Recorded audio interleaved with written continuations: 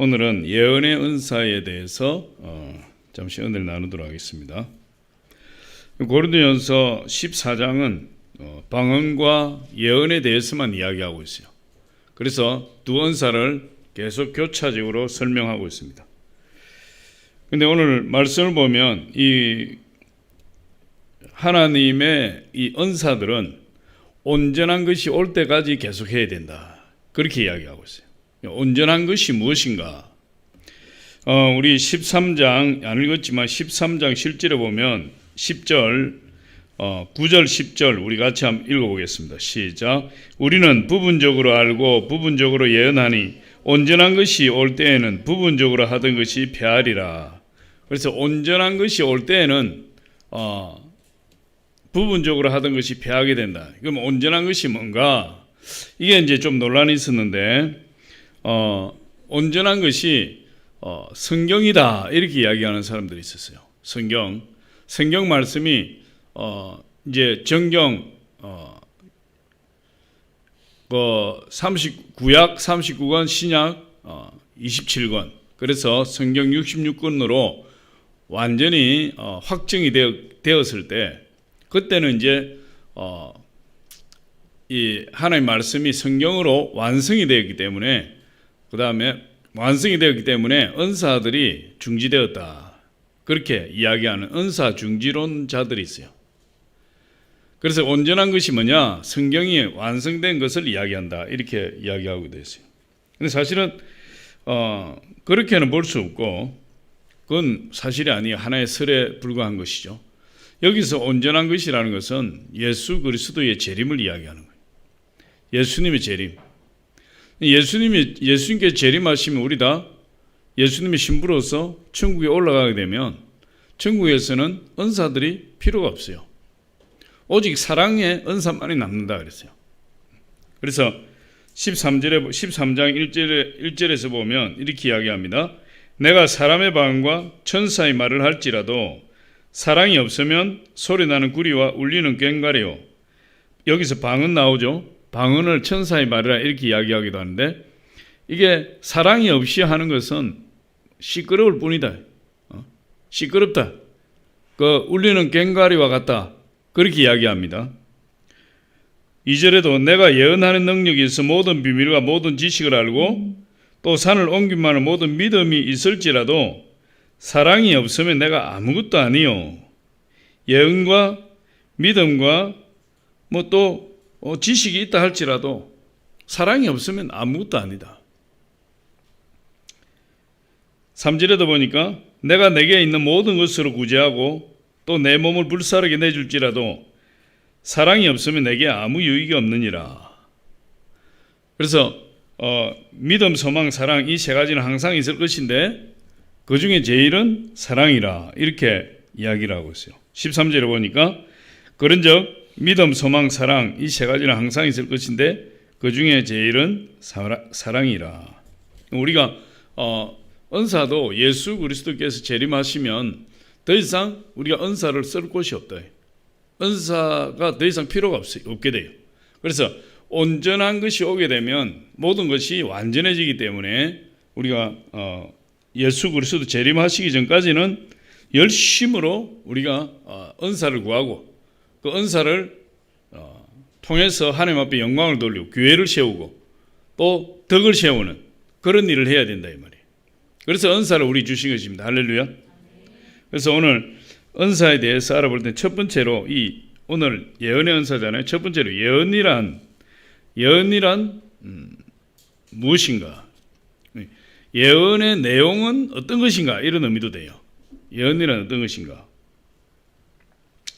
그래서 예언이라고 할 때 일반적으로 성경 말씀을 예언이라고 해요. 성경 말씀을. 그래서 예언이 뭐냐 할 때 목사님들이 매주일마다 설교하는 것이 예언이다 이렇게 이야기를 해요. 근데 그게 전혀 틀린 것은 아니에요. 그렇다고 해서 그것이 다 예언을 포함하고 있는 것도 아니에요. 근데 이 예언이라는 것이 오직 하나님 말씀으로만 주어진 것이 아니다. 근데 왜 하나님 말씀이 예언이라고 이야기하느냐? 모든 성경은 예언으로 된 것이기 때문에. 우리 베드로서 1장 20절로 21절 한 읽어보겠습니다. 보여줘 보세요. 시작. 먼저 알 것은 성경의 모든 예언은 사사로이 풀 것이 아니니 예언은 언제든지 사람의 뜻으로 낸 것이 아니요 오직 성령의 감동하심을 받은 사람들이 하나님께 받아 말한 것임이라. 그래서 하나님 말씀이 예언이다, 그렇게 이야기를 해요. 또 그것도 완전 틀린 것은 아닙니다. 또 하나님 말씀을 주의 종들이 준비해서 주일날 설교하는 그 설교가 바로 예언의 말씀이다. 또 그것도 틀린 것도 아니에요. 일부는 맞는 거죠. 그래서 이 하나님의 말씀이 예언이다 이렇게 주장하는 사람은 아까도 내가 온전한 것에 대해서 잠깐 이야기했죠. 온전한 것, 성경이 완전히 완성되어 버렸다. 성경이 정경으로 완성된 이후에는 은사가 없다. 은사 중지론자들이 그렇게 주장하는 거예요.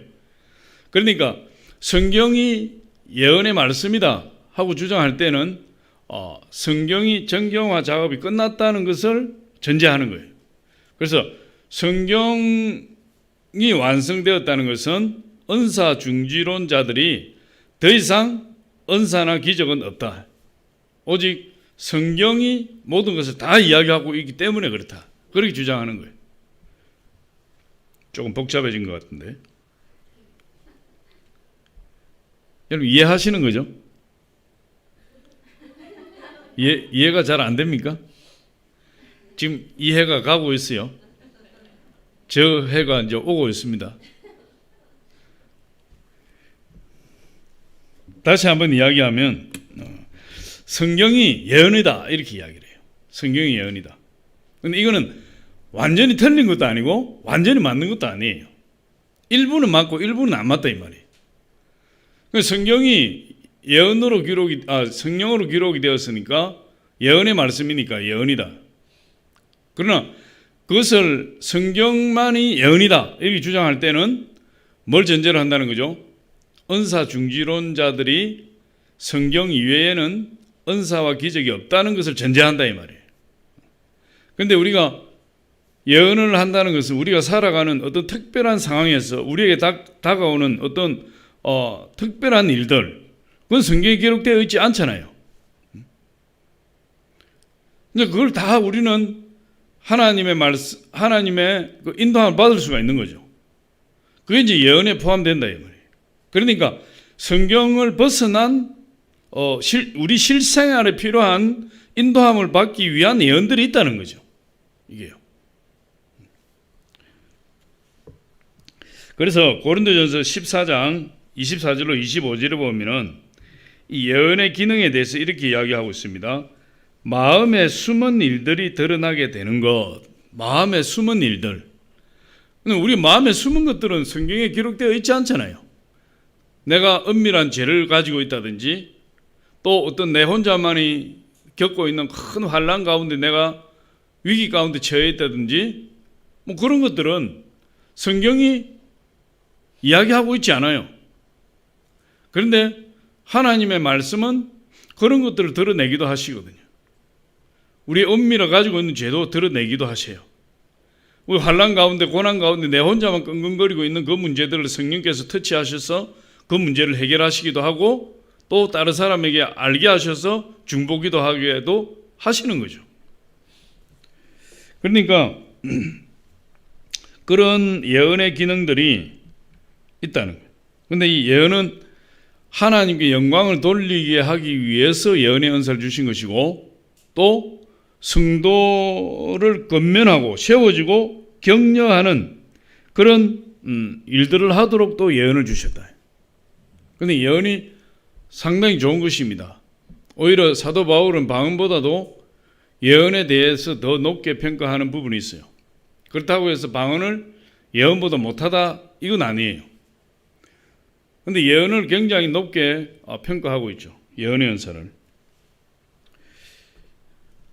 그래서 성경이 예언이다 이렇게 할 때, 성경이 예언이다 이렇게 할 때 그 이외의 일들에 대해서 설명이 안 된다 이 말. 우리 실생활에서 일어나는 일들에 대한 예언에 대해서 설명이 안 되는 거예요. 이게. 우리가 성경을 보면은 잘 알 수 있지만 사도행전에 예루살렘 교회에 7 지사 중 한 사람이었던 빌립의 4딸이 예언자라 그랬어요. 사도 바울이 선교 여행을 마치고 두로에 도착을 했을 때 그곳에서 빌립의 집에 들어갔는데 그 4딸이 예언을 하고 있었다. 또 그때 당시 아가보라는 그 예루살렘에서 온 아가보라는 예언자가 있었다. 그 예언자가 어떻게 예언했냐면 사도 바울의 띠를 가지다가 자기 몸을 칭칭 매고 이 띠 임자는 예루살렘에 가면 이방인들에 넘겨져 이렇게 결박될 것이다. 그렇게 예언을 했어요. 사도 바울은 그 성령께서 예언해 주시는 그 말씀을 자기가 받아들이면서도 그러나 나는 그 예수 그리스도를 위해 결박당하는 걸 두려워하지 않고 나는 내가 예루살렘에 가서 복음을 전할 것이다 하고 들어가는 거죠. 그래서 사도 바울 선생이 대단하고 위대한 분이죠. 사도 바울 같은 분도 예언을 많이 했어요. 그러니까 지금 이 시대가 1세기잖아요. AD 1세기. 1세기에 예언자들이 많이 있어요.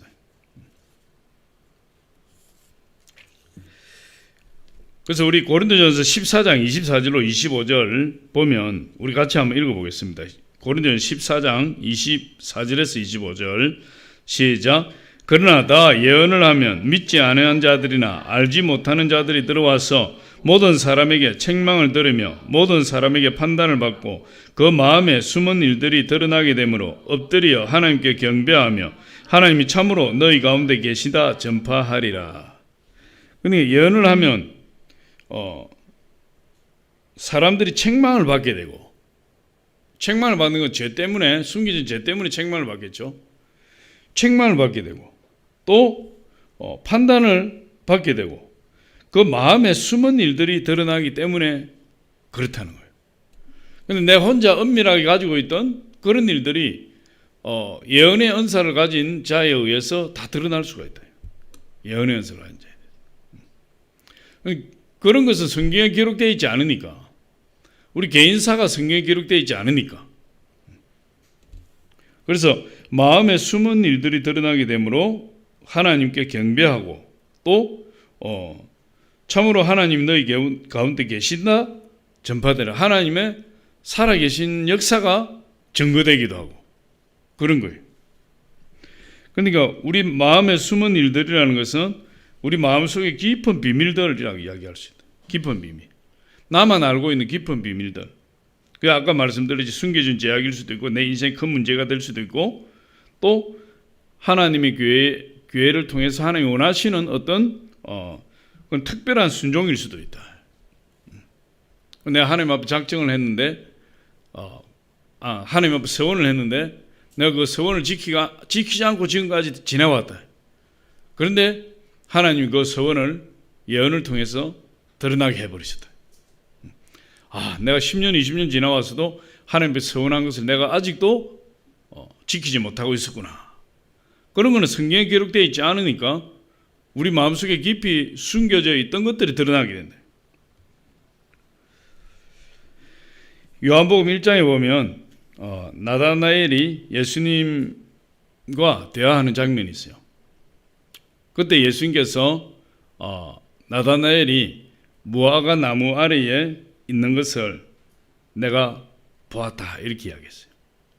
그러니까 이 나다나엘이 볼 때는 자기가 무화과 나무 아래에 있는 것을 이 예수님이라는 분이 어떻게 알 수 있었느냐. 나다나엘은 그 무화과 나무에서 기도했든지 아니면은 간절히 하나님을 찾고 있었든지 자우지간 있었는데 아무도 모르는 그 사실을 누가 아는 거죠? 예수님이 알고 계시다. 예수님. 그래서 네가 무화과 나무 아래에 있을 때 내가 너를 보았노라.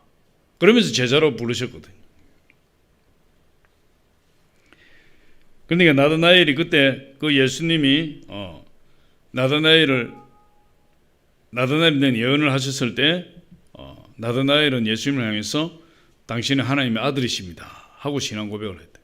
이게 베드로의 신앙 고백보다 더 빠른 신앙 고백이에요. 베드로는 가이사랴 빌립보에서 주는 그리스도 살아계신 하나님의 아들이십니다 이렇게 신앙 고백을 했는데 이 나다나엘이 제일 먼저 제자들 중에서는 제일 먼저 신앙 고백이에요. 당신은 진정으로 하나님의 아들이십니다. 그러니까 그 예수님의 그 은밀한 것을 드러내시는 예수님의 예언의 능력을 통해서 나다나엘이 예수님께 그런 고백을 할 수 있었던 거예요. 또 요한복음 4장에도 보면 예수님께서 사마리아 우물가에서 사마리아 여인을 만나게 돼요. 이런저런 말씀을 하시다가 네 남편을 데려와라. 남편이 없습니다. 옳도다. 네가 남편이 5이 있으나 그것도 네 남편이 아니요 지금 있는 자도 네 남편이 아니니라. 그랬더니 그 사마리아 여인이 뭐라 그랬어요? 당신이 선지자로소이다. 이렇게 고백했다. 그러니까 이 예언의 말씀을 통해서 남편 없이 홀로 살고 있는 이 여인의 은밀한 것들을 다 드러내 버리신다. 이게 그 예언의 능력, 예언의 은사예요. 이게 예언의 은사를 가진 사람들은 그걸 다 알겠죠. 아주 여러분 제가 예언의 은사에 능통한 자면 여러분 좋겠지요. 제가 여러분이 은밀하게 가지고 있는 숨겨져 있는 것까지 제가 다 드러낼 수 있어요. 그래서 이 예언의 말씀들이 성령의 은사로서 초대교회 많은 성도들에게 주어졌다. 그래서 오늘 사도 바울도 뭐라고 이야기합니까? 막 예언을 이 사람 저 사람 막 정신없이 한다 이 말이에요. 예언의 은사를 받은 사람 많은 거예요. 고린도 교회에. 방언의 은사를 가진 사람도 더 많고 예언의 은사를 가진 사람도 많은데 막 이 사람도 예언했다가 저 사람도 예언했다가 내 예언은 이렇다 당신의 예언은 이렇다 막 하니까 질서가 없어지고 교회가 시끄러워지고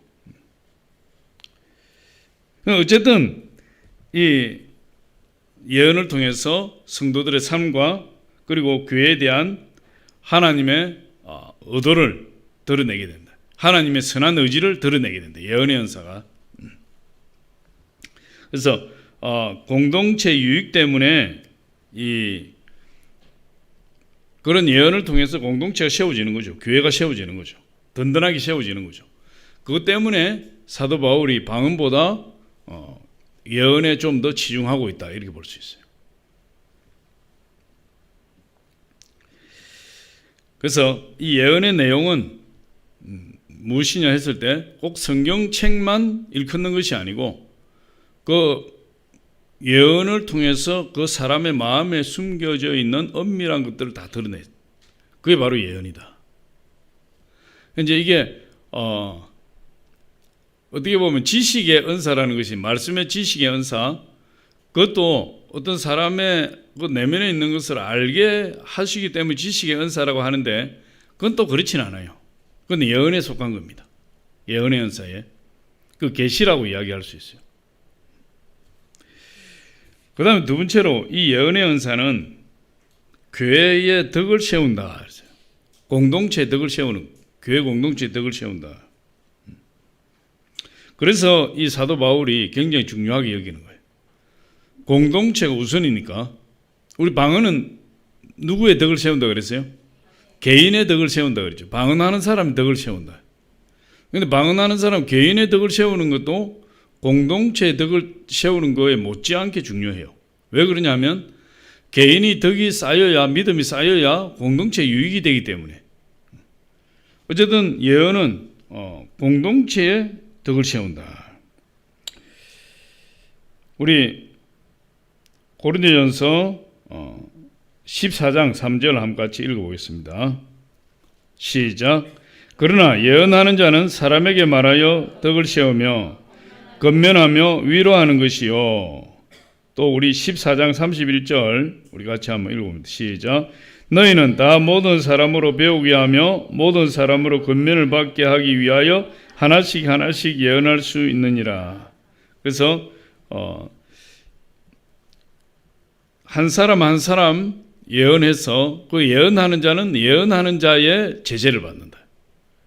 그건 다시 말해서 공동체의 덕을 세우는 것인데 예언을 무분별하게 하게 되면 공동체 질서가 무너진다는 거예요. 질서가.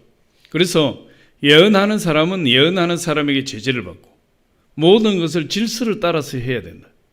만약에 우리 가운데 예언의 연사를 강하게 받은 분이 있다고 쳤을 때, 이 예언의 연사를 받은 분이 사람들을 보면은 예언을 해주고 싶을 거 아니에요. 그럼 예언을 해주면 그 사람만 보면 예언을 받고 싶어. 그리고 교회를 떠나도 내 조금 무슨 문제가 있거나 나에게 어려운 문제가 있으면 그 사람한테 연락해서 찾아가고 싶어요. 예언 한번 해달라고. 내가 무슨 문제가 있는지, 내가 뭘 잘못하고 있는지 자꾸만 예언해달라고요. 그러니까 이제 교회 안에서도 여기저기 사람들이 막 이 사람도 예언하고 저 사람도 예언하면 질서가 무너지지만, 그 예언하는 사람을 찾아서 담임 목사님 몰래 가서 예언받고 이렇게 하게 되면 역시 마찬가지로 교회 질서가 무너지는 거예요. 그렇게 되면 나중에 이제 목사님의 설교가 귀에 들리지를 않아요. 설교가 싱겁다. 지금 쫓아가면은 그 앞에서 바로 문제를 해결받는데 뭔 설교 듣고 앉아있겠냐고. 기도도 없어지는 거죠. 기도 내가 1시간 2시간 막 땀 흘려가면서 애써서 기도할 필요 뭐가 있어요? 예언하는 사람한테 찾아가서 들으면 되지. 꼭 뭐와 같으냐면 꼭 복채내고 점쟁이한테 가서 점 보는 거와 똑같아요. 이게 예언이 나쁜 것이 아니고 질서가 무너지면 그렇게 된다는 거예요. 예언은 지금 굉장히 강력하게 유용한 은사라고 지금 주장하고 있는 것입니다. 사도 바울이. 그래서 예언에는 어떤 것이 있느냐? 격려와 위로의 말씀이 있다. 격려. 그럼 예언을 우리가 기도하다가 성령께서 우리 마음에 감동을 주시면 우리가 어떻게 됩니까? 위로받잖아요. 위로받잖아요. 성령께서 말씀을 주시면 엄청난 격려가 된다. 그것도 하나의 예언이에요. 또 잘못된 행실에 대한 도전과 책망의 말씀도 있다. 내가 잘 못하고 있는 것에 대한 책망도 있고요. 또 하나님 뜻대로 살지 못하는 것에 대한 하나님의 책망과 또 우리의 도전을 주기도 해요. 그게 이제 예언에 포함되어 있다는 거죠. 그런데 이제 이게 예언이라는 것이 그런 마음에 숨겨져 있는 그런 것들을 드러내게 되는데, 이것이 일반적인 말씀이나 준비된 설교라고 많이 이야기했어요. 그동안 예언이다 하면 뭐 점쟁이처럼 막 이렇게 하는 그 예언이 아니고 하나님 말씀, 주의 종이 행하는 설교가 예언이지, 이렇게 많이 이야기를 했어요.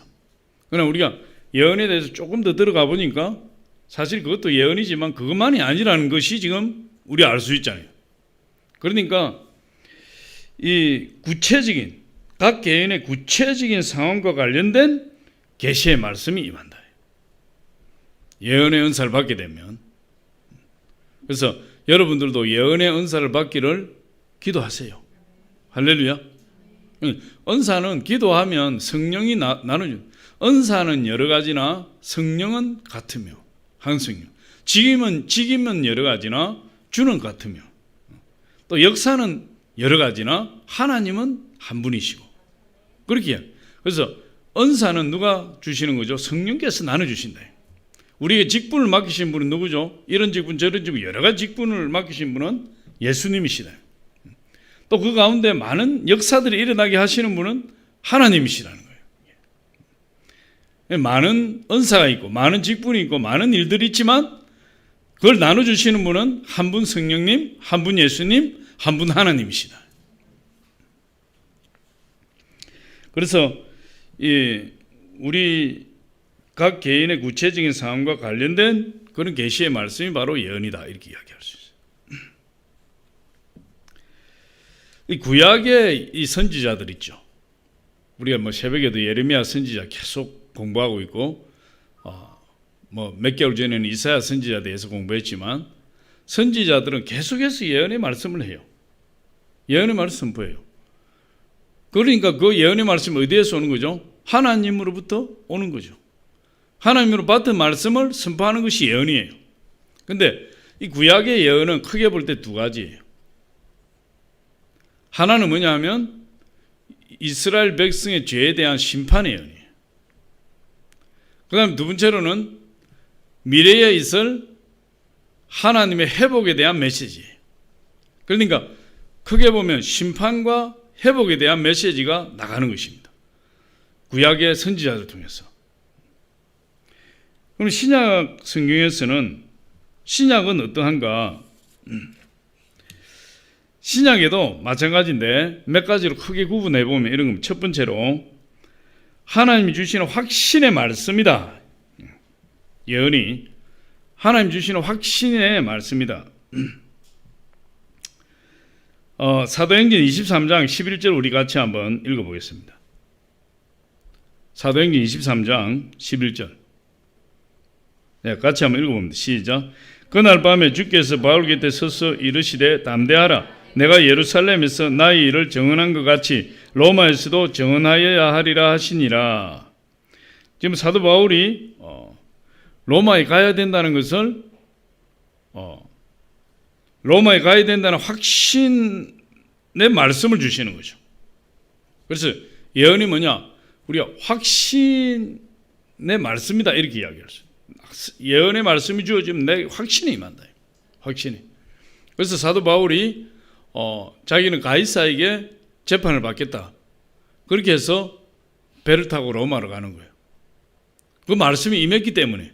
아니 그 말씀이 임하지 않았으면 사도 바울은 확신이 없겠죠. 본래 사도 바울이 내 예루살렘에 가서 죽더라도 나는 예루살렘 가겠다 했는데 결국은 로마까지 갈 수 있도록 예언의 말씀이 임했다. 확신의 말씀이 임한 거죠. 또 가다가 유라굴라 강풍을 만났을 때 사도행전 27장 23절로 24절 같이 한번 읽어봅니다. 시작.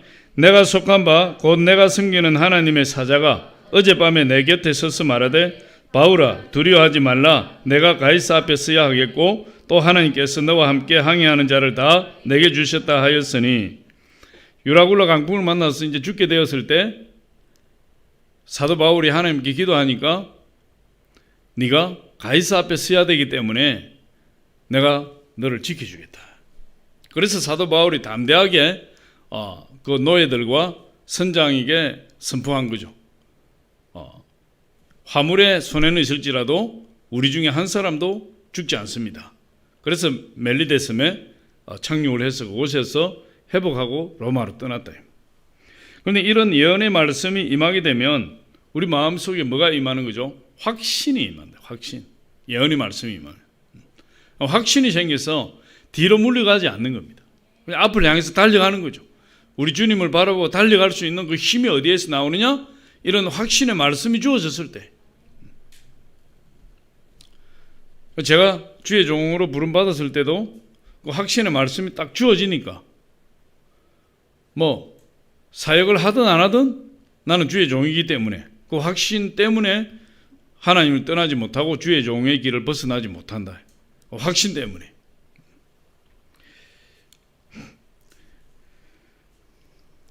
그 다음에 두 번째로는 이 예언의 구체적인 그 목록을 보면 하지 못하도록 하는 금지된 말씀도 있다.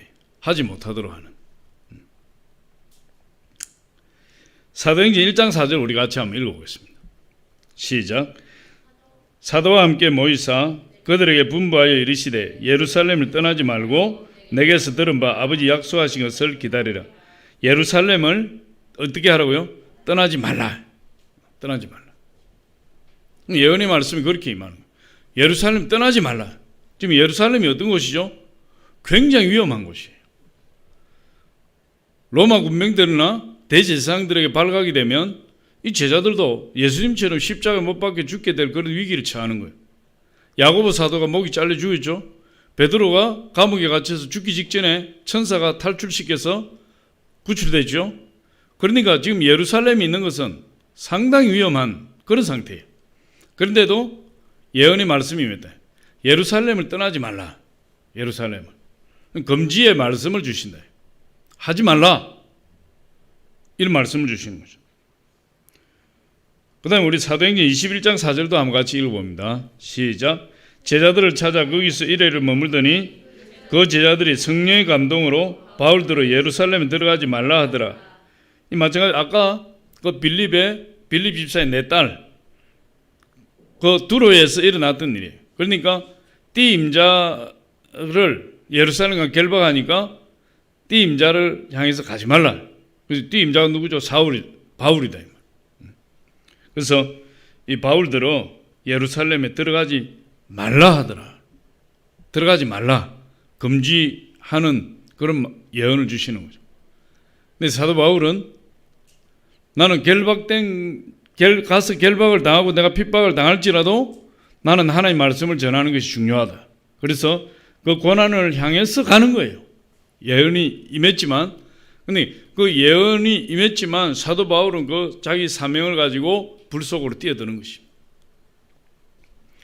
그 다음에 이제 아까 말씀드렸듯이 이 예언은 어떤 내용이 있냐? 세 번째로 구원과 심판의 선포가 있다. 구원과 심판. 우리 사도행전 13장 9절로 11절 같이 한번 읽어봅니다. 시작. 바울이라고 하는 사울이 성령이 충만하여 그를 주목하였고 이르되 모든 거짓과 악행이 가득한 자요 마귀의 자식이요 모든 의의 원수요 주의 바른 길을 굽게 하기를 거치지 아니하겠느냐. 보라 이제 주의 손이 내 위에 있으니 내가 맹인이 되어 얼마 동안 해를 보지 못하리라 하니 적시 안개와 어둠이 그를 덮어 두루 구하는지라. 심판을 선포해버린다. 네가 봉사가 장님이 될 것이다. 이 구부로에서 전도할 때요. 1차 선교 여행 때. 그래서 거기에서 하도 사도 바울의 그 전도를 방해하는 자를 향해서 그렇게 선포를 해버린 거예요. 예언의 말씀을 줘버린 거예요. 그래서 그 사람 봉사가 돼버렸어요. 봉사가 되어서 자기를 인도할 사람을, 자기를 이끌어갈 사람을 찾아서 난리가 났었대요. 그래서 그 최고 관리자가 거기서 예수를 믿어버렸죠. 그 광경을 딱 보고 나서.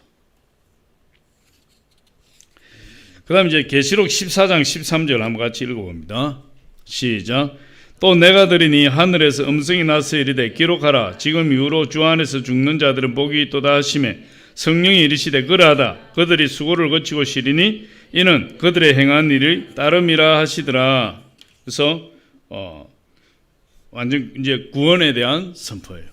그들이 그 모든 환난과 고난을 다 이기고 이제 그 모든 수고를 거치고 쉬게 되었다. 저와 여러분도 우리 이 지상에 있는 교회는 무슨 교회를 그러죠? 지금 이 지상에 있는 교회, 우리 교회 같은 이 지구촌에 있는 교회는 전부 지상의 교회예요. 땅 위에 있는 교회다 이면 지상의 교회. 지상에 있는 교회는 뭐 하는 교회라 그랬어요? 전투하는 교회다 이면. 전투하는 교회. 영적 전투를 벌이는 교회들이에요. 그래서 우리 영적 전쟁을 안 한다 하는 건 이상한 것입니다. 전도를 안 하는 건 이상한 거예요. 잘못된 거죠. 전도를 통해서 영적 전쟁이 치열하게 일어나는 것이고 또 우리 기도와 또 예배와 또 우리 봉사와 헌신을 통해서 영적 전쟁이 매일같이 일어나는 거예요. 그래서 지상교회는 전투하는 교회예요. 근데 이 지상에서 열심히 영적 전쟁을 치르고 이제 우리가 영적 전쟁을 치르고 이기고 나면 어떻게 되죠? 모든 수고를 다 거쳐서 하나님 앞에서 쉬게 된다. 안식하게 된다. 그게 저와 여러분 기다리고 있는 것이에요. 그럼 그 안식을 잘 쉼을 누리기 위해서는 어떻게 해야 되죠? 이 세상에 있을 때 열심히 싸워야죠. 열심히 싸워야죠.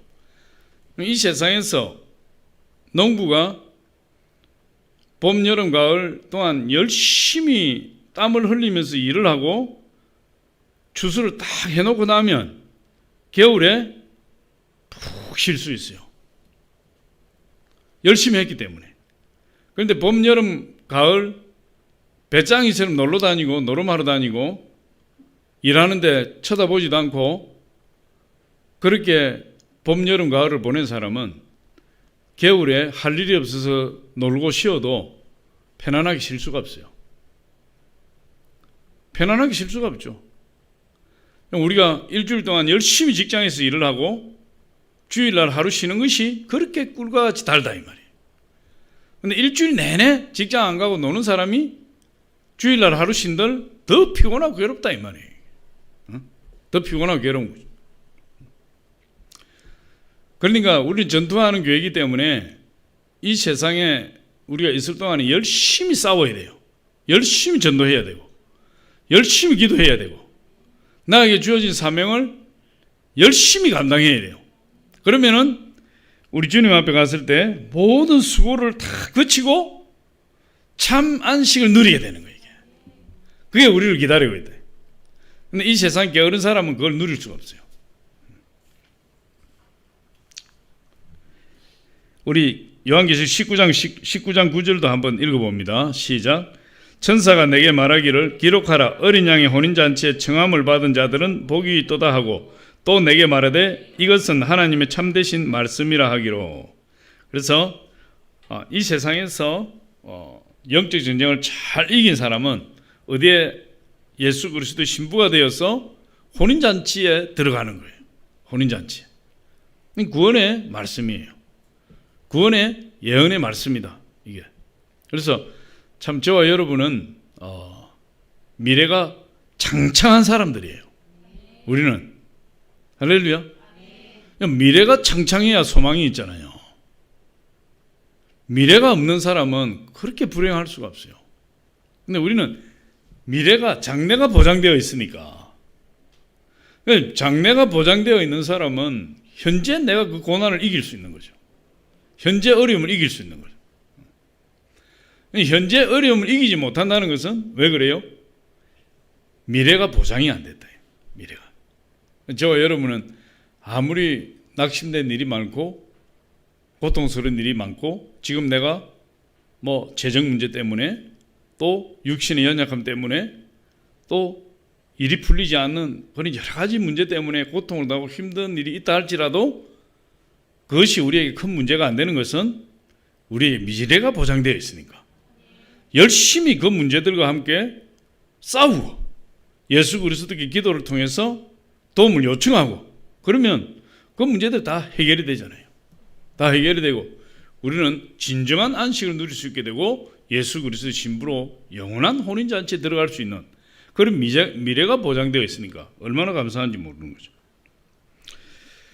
그 다음에 이제 네 번째로 예언의 말씀은 확정을 해주신다. 확증의 말씀이 있다. 사도행전 9장 15절 우리 같이 한번 읽어봅니다. 시작. 주께서 이르시되 가라. 이 사람은 내 이름을 이방인과 임금들과 이스라엘 자손들에 전하기 위하여 택한 나의 그릇이라. 사도 바울을 예수님 뭐라 그랬어요? 너는 이방인을 위해 세운 나의 택한 그릇이다. 확증해 주는 거잖아요. 확증해. 근데 예언의 말씀이 임하면 하나님이 나에게 이런 신분을 주셨구나. 하나님 나에게 이런 사명을 주셨구나. 그것이 내 마음속에서 확증이 딱 되는 거예요. 그러니까 흔들림이 없는 거죠. 그 다음에 종말에 대한 예언이 있어요.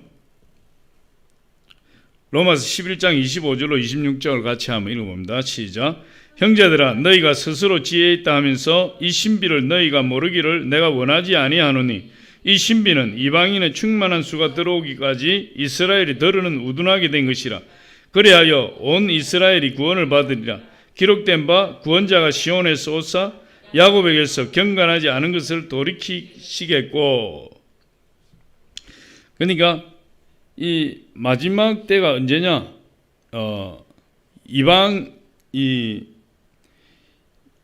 이방인이 세워진 것은, 다시 말해서 유대인이 구원에서 멀어진 것 같이 느껴지는 것은 이방인을 통해서 유대인을 시인하게 해서 유대인을 구원하기 위한 하나님의 방법이다.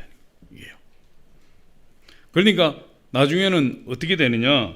이 이스라엘이 다 구원받게 된다. 유대인이 다 구원받게 된다. 그 구원에 대한 종말에 대한 예언이에요, 이게. 그래서 하나님께서 우리를 참 감람나무에 접붙임 받은 가지로 우리를 세워주셨어요. 근데 하나님이 원가지들도 아끼지 아니하시고 잘라버렸는데 우리 같은 이방인들이 참 나무에 접붙임 받은 우리가 잘하지 못하면 원가지를 잘라버린 하나님께서 우리도 잘라버리신다. 쉽게 잘라버린다는 거예요. 이게.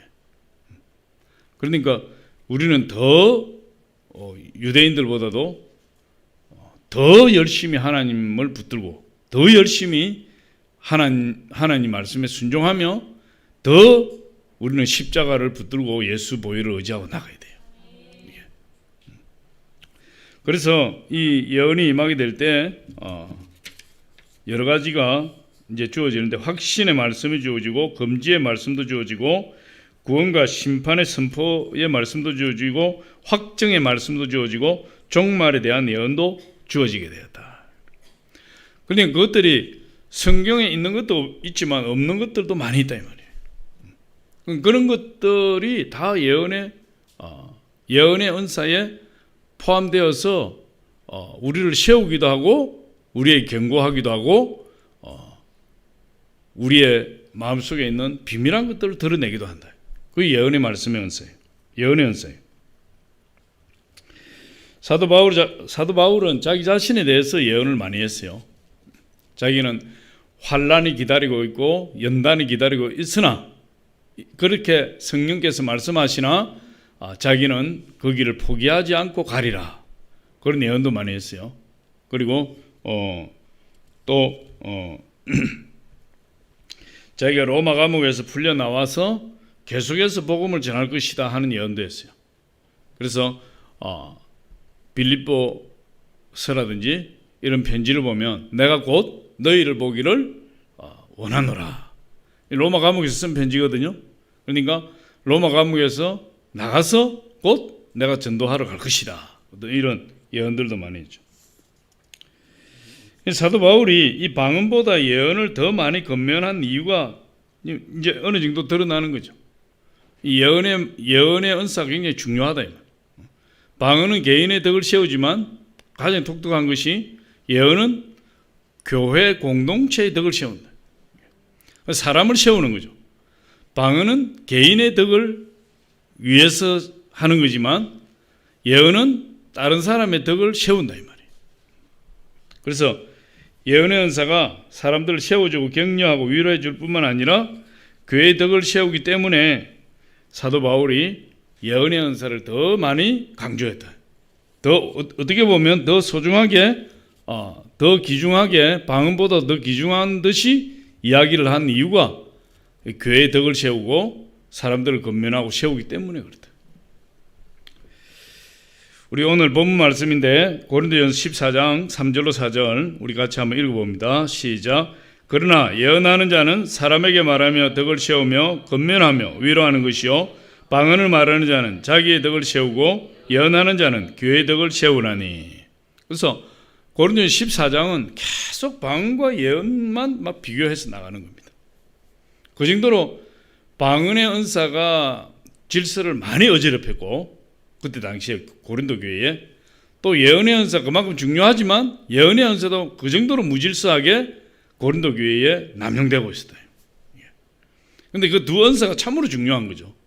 그러니까 계속해서 그 두 은사만 가지고 사도 바울 선생이 계속 방언하는 자, 예언하는 자들을 책망도 하고 위로도 하고 또 자기는 방언을 다른 사람보다 더 많이 함으로 하나님 감사한다고도 하고 예언하기를 멀리하지 말라고 이야기하고 그래서 두 은사를 굉장히 소중하게 여겨요. 그래서 이 예언의 은사는 성도들이 하나님 위로와 격려를 받고 하나님 믿음 안에서 교회가 세워지도록 역할을 하는 유익한 은사다. 마지막으로 볼 때 그럼 예언의 진위는 어떻게 가리는가? 이게 지금 문제예요. 예언의 큰 약점이 여기 있어요. 예언이 참된 예언인지 가짜 예언인지 어떻게 아느냐?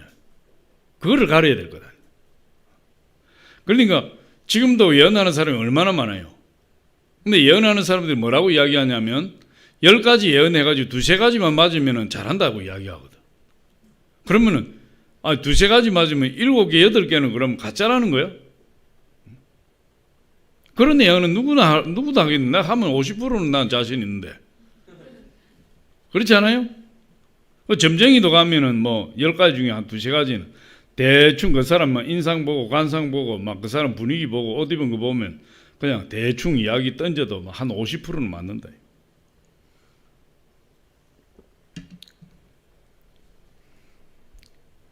뭐 보고 뭐 당신 애인이 없구만. 뭐 얼굴이 좀 약간 이상하게 생기고 막 옷도 보면 없구만. 있는데요. 그러면 그거 지금 있는 그건 제대로 그거 아니야. 뭐 그러면은 맞는 거요. 당신은 올 여름에 물가에 가지 마. 조심해야 돼. 뭐 물가에 빠 죽으니까. 그런 많이 하잖아요. 그런 거. 그러니까 이게 예언을 어떻게 예언의 진위를 구별할 것이냐. 근데 이게 성경에 그 예언의 진위를 구별할 수 있는 방법이 정확하게 나와 있질 않아요. 이게. 그래서 이제 이 사도 바울은 거기에 대한 대처로서 이 영분별의 은사를 이야기했는지 모르지만 일단 영분별의 은사를 받아라. 영분별의 은사를. 거짓 예언자인지 참 예언자인지 그걸 영분별의 은사를 받아서 구분해야 된다. 그런데 영분별의 은사가 없으면 그것도 안 되는 것이.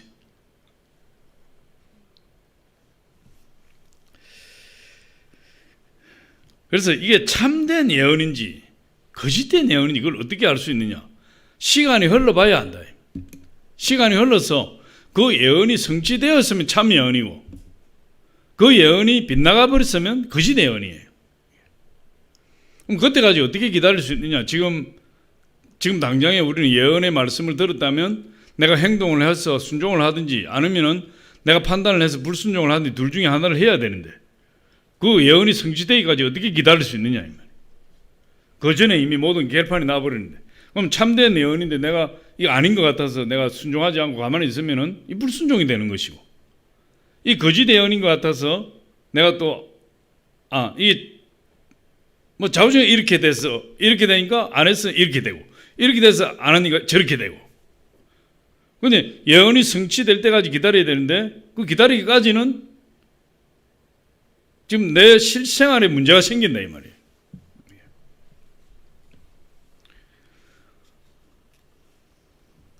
그러면 이제 어떻게 해야 되느냐? 영분별의 은사로서도 잘 안 되고 이제 우리가 이 몇 가지 구별할 수 있는 힌트를 우리가 가질 수 있어요. 첫 번째는 뭐냐? 예언하는 자의 성품이 중요하다. 성품, 인격. 예언하는 사람이 다른 사람에게 비인격적인 행위들이나 또 죄를 권장한다든지 자신의 사사로운 이익을 위해서 예언한다. 그럼 그건 거짓 선지자예요. 성품과 인격이 안 되는 거죠. 그 예언의 내용도 그렇게 따라온다 이 말이에요. 성품이 안 돼 있으니까, 인격이 안 돼 있으니까. 그리고 또 특별히 자기의 사사로운 이익을 위해서 예언하는 자들이 있어요. 그건 가짜 예언이에요. 그래서 우리 예언하는 자 성품을 보고 우리가 알 수가 있다. 예레미야 23장 14절 하나만 보겠습니다. 시작. 내가 예루살렘 선지자들 가운데에도 가증한 일을 보았나니 그들은 간음을 행하며 거짓을 말하며 악을 행하는 자의 손을 강하게 하여 사람으로 그 악에서 돌이킴이 없게 하였은즉 그들은 다 내 앞에서 소돔과 다름이 없고 그 주민은 고보라와 다름이 없느니라. 이게 뭐냐 하면 죄를 지어도 잘한다고 이야기하는. 잘한다. 악을 행해도 책망을 안 하고 박수 쳐주는 거예요. 그건 다 거짓 예언자들이 이게. 그래서 그런 비윤리적이고 비도덕적이고 또 죄를 권장한다든지 죄악을 독려한다든지 또 자기의 개인 이익을 취한다든지 이거 다 그런 거예요. 우리 미가서 3장 5절 한번 읽어봅니다. 미가서 시작.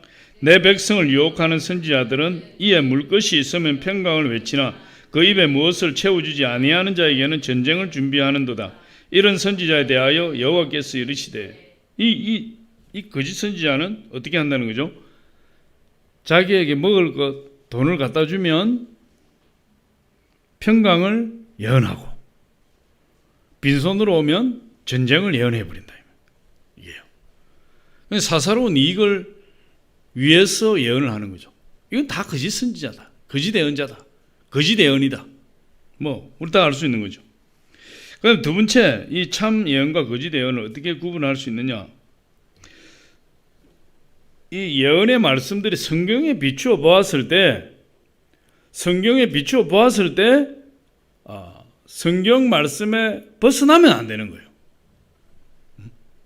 똑같은 어떤 문자적으로 똑같은 말씀은 거의 나타나지 않겠죠, 예언이. 그러나 그 내용이 그 의미하는 바가 성경 말씀과 반대가 된다든지 성경 말씀에서 동떨어져 있다면 그건 거짓 선지자, 거짓 예언이에요. 우리 고린도서 오늘 12장 3절에 우리 안 읽었지만 12장 3절을 보면 이렇게 이야기합니다. 그러므로 내가 너희에게 알리노니, 우리 같이 한번 읽어봅니다. 12장 3절 시작. 그러므로 내가 너희에게 알리노니 하나님의 영으로 말하는 자는 누구든지 예수를 저주할 자라 하지 아니하고 또 성령으로 아니하고는 누구든지 예수를 주시라 할 수 없느니라. 이 말씀을 딱 우리에게 주어졌잖아요, 성경이. 근데 예언하는 자들이 전혀 우리가 예수 믿는 것이 전혀 다른 쪽으로 온다든지 하나님 말씀에 비추어 보았을 때 터무니없다. 그건 거짓 예언이다. 그래서 우리가 예언의 말씀을 들었을 때 내가 기도하다가 예언의 말씀을 듣는다든지 누가 예언자를 통해서 내가 예언의 말씀을 듣는다 할지라도 그것을 반드시 이 성경에 위배되지 않는지를 찾아봐야 돼요. 그건 일단 확인을 해야 되는 거죠. 그래서 마지막 세 번째로 어떻게 이 예언이 참인지 거짓인지 구분할 수 있느냐? 그 예언의 말씀이 교회를 세우느냐 그렇지 않느냐에 달려있다. 이 예언의 말씀 반드시 뭘 세우는 거죠? 교회 공동체를 세운다는 거예요. 교회 덕을 세운다 그랬잖아요. 방언은 개인의 덕을 세우고 예언은 교회의 덕을 세운다. 그래서 이 교회 공동체에 유익이 되는 예언을 할 때 이거는 참 예언이에요.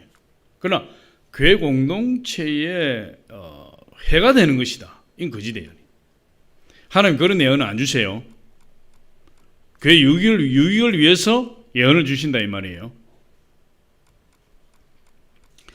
교회 공동체를 파괴하는 말씀이다. 그건 틀림없이 성령으로부터 오신 말씀이 아니다. 틀림없이.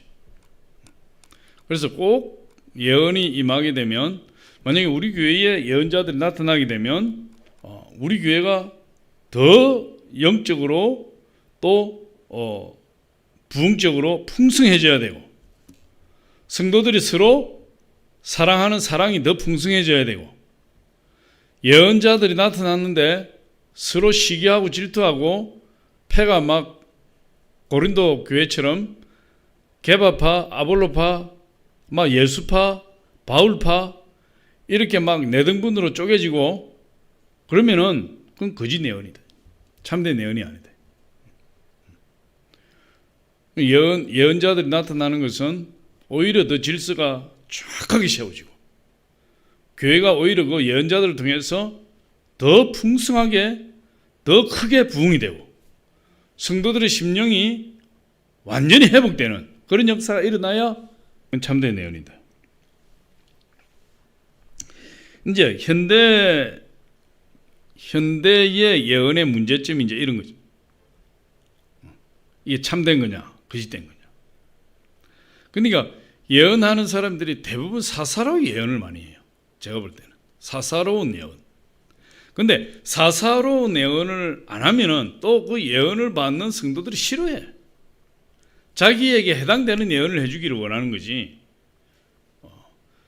뭐 교회 공동체를 세우기 위해서 이렇게 예언을 해줄 때는 크게 또 이게 막 길을 쫑긋하지 않은 경향이 있다. 그러니까 예언하는 자들이 자꾸만 누굴 눈치 보는 거죠? 예언 받는 사람의 눈치를 보는 거예요. 이게. 그래서 이 예언의 은사는 상당히 사도 바울 선생이 권면을 하고 강조도 하고 굉장히 아주 하나님 주신 아주 귀한 은사로 이렇게 우리에게 설명하고 또 우리가 예언을 많이 하도록 하고 있지만 이 예언만큼 불확실한 것이 없다. 부작용이 큰 것이 없다. 예언만큼. 근데 부작용이 아주 많아요. 하나님 말씀에 이제 오염이 되는 거죠, 자꾸. 오염이. 근데 이제 또 그럼에도 불구하고 그걸 이제 하나님이 아시겠죠. 예언을 멸시하지 말라. 예언을 멸시하지 말라. 우리 데살로니가전서 5장 20절에 보니까 예언을 멸시하지 말라. 참 우리가 어려운 입장에 있는 거예요. 우리 교회는 예언하는 사람이 없죠. 이제 뭐 또 하나님이 예언의 말씀을 주신다고 해서 또 제가 다 말씀드리는 것도 아니에요. 그것이 정말 그 사람이 받아들일 믿음 그리고 받아들일 수 있는 어떤 마음의 상태 그런 걸 보고 이야기하는 거예요. 그런 거 보고. 안 그러면 감당을 못할 수가 있어요. 예언을 멸시하지 말라. 그러나 예언을 분별해야 된다. 멸시하지는 않되 예언을 분별해라. 할렐루야. 그리고 예언하기를 사모해라. 그렇게 우리 고린도전서 14장 39절 우리 같이 한번 봅니다. 시작. 그런즉 내 형제들아 예언하기를 사모하며 방언 말하기를 금하지 말라. 예언하기를 사모하고 방언으로 말하기를 금하지 말고 결국 두 개 다 하라는 거죠. 두 개 다. 그런데 분명히 진리를 가릴 수 있어야 된다. 그래야만이 온전히 하나님 앞에 영광 돌릴 수 있는 것입니다. 기도하겠습니다.